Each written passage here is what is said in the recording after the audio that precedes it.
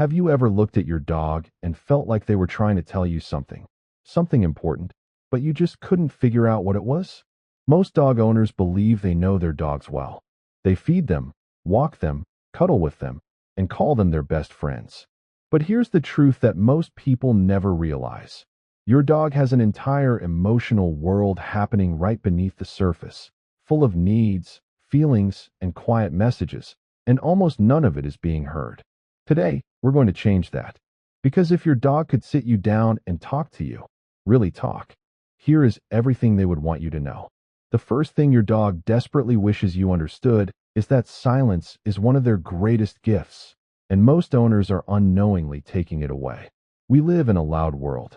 Television's blaring, music playing, phones ringing. And we assume our dogs are simply used to it, that they tune it out the way we do. But dogs don't tune it out. Their hearing is roughly 4 times more sensitive than ours. What feels like background noise to you can feel like standing next to a speaker at a concert to them. Your dog isn't just hearing the TV. They are hearing every frequency within it, every high pitch, every sudden burst of sound. And their nervous system is responding to all of it. This is why so many dogs appear restless, anxious, or unable to settle, not because something is wrong with them, but because the environment they're living in never truly quiets down. If you've ever noticed your dog exhaling deeply and flopping down the moment the house goes still, that's not laziness. That's relief. Your dog is craving quiet moments the same way you crave peace after a long, overwhelming day. Give them that, and watch how they transform. Here is something else your dog wishes you knew, something that might actually surprise you. Your dog is not trying to dominate you. They never were. For decades, dog training was built around the idea that dogs constantly fight for dominance, that they challenge authority, that they need to be shown who is the boss. That idea has now been largely dismissed by modern animal behaviorists and researchers. Dogs are not wolves running a power hierarchy in your living room. They are deeply social creatures who are simply trying to figure out how to belong, how to feel safe, how to know what's expected of them, and how to stay connected to the person they love most. When your dog pulls on the leash, jumps on guests, or refuses to come when called, they are not staging a rebellion. They are confused, overstimulated, or untrained in that specific situation. The difference between those two interpretations is enormous, because one leads to punishment and the other leads to understanding. Your dog doesn't want to win against you. They want to feel secure with you. And the moment you shift from trying to dominate them to simply guiding them with patience and clarity, something beautiful happens. They relax. They listen. They trust. Now let's talk about something that goes even deeper. Something that touches the very heart of your relationship with your dog. Your dog feels your emotions before you even realize you're feeling them. This is not poetry. This is science.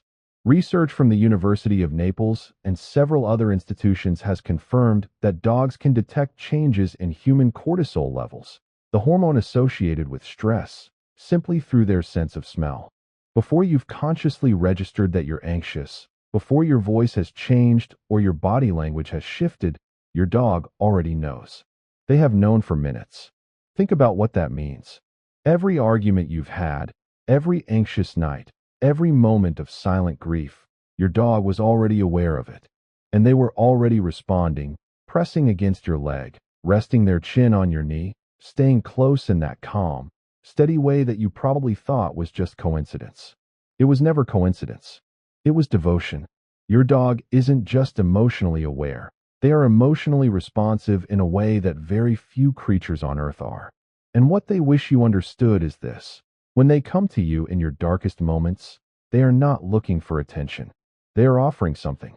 Something ancient and pure and deeply intentional. They are saying, without words, I know. I'm here. You are not alone.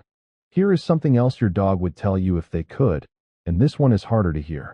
They need more than just food and walks. They need purpose. Dogs were bred over thousands of years to do things. Herd livestock, track scents, guard families, retrieve, pull, hunt. The breeds we live with today still carry those instincts inside them, even if the farm is long gone. A border collie living in an apartment with 2 short walks a day is not a fulfilled dog. Neither is a Labrador who never gets to use their nose, or a Husky who spends most of their life lying on a couch. When dogs don't have an outlet for their instincts, that energy doesn't disappear. It turns into something else: chewing, barking, anxiety, hyperactivity, destructive behavior. Owners often interpret this as a bad dog, but it isn't. It's a capable dog with nowhere to put their capabilities. The solution doesn't have to be dramatic. It can be as simple as hiding their kibble around the yard and letting them sniff it out, teaching them a new trick, doing scent work, playing fetch in a new location. The activity itself matters less than the fact that your dog is being asked to think, to engage, to feel useful. When a dog has a job, even a small one, they carry themselves differently. There is a quiet confidence in them, a calm, because deep down, every dog just wants to feel like they belong in this world for a reason. Let's talk about something that almost every dog owner gets wrong, and it affects their dog every single day. Your dog doesn't understand why you leave, and they never stop hoping you'll come back. Humans understand time. We know that 8 hours at work will end. We can picture coming home. We can hold that future moment in our minds and use it to comfort ourselves. Dogs cannot do this. For a dog, when you walk out that door, there is no later. There is only now, and right now, you are gone. This is why dogs with separation anxiety are not being dramatic. They are not being manipulative. They are experiencing a very real form of distress rooted in the fact that, to them, every goodbye carries uncertainty. The howling, the pacing, the destruction, these are not bad behaviors. They are the sounds and signs of a creature who loves you and doesn't know if you're coming back. What can you do? Create rituals. Give your dog a special toy or treat only when you leave. Keep your departures calm and low emotion. Long drawn-out goodbyes actually increase anxiety by signaling that something significant is happening.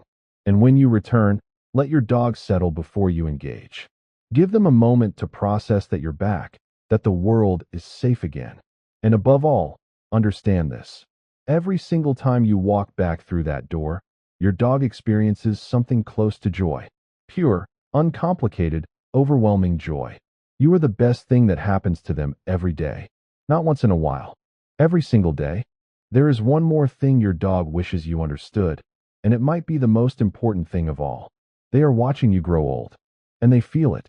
Dogs live in the present moment in a way that humans can only aspire to. They don't worry about the past. They don't dread the future. But they do track change, in your scent, in your movements, in the rhythms of your days. Research suggests that dogs are sensitive to aging in their owners, that they respond differently to people who move more slowly, whose voices have softened, whose bodies carry a different chemistry than they once did. Your dog has watched you change. Maybe you were younger when you got them.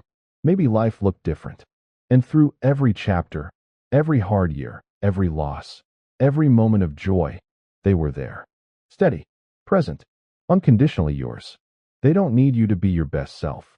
They don't need you to be productive or successful or cheerful. They need you to be there, to be present with them the way they are always present with you.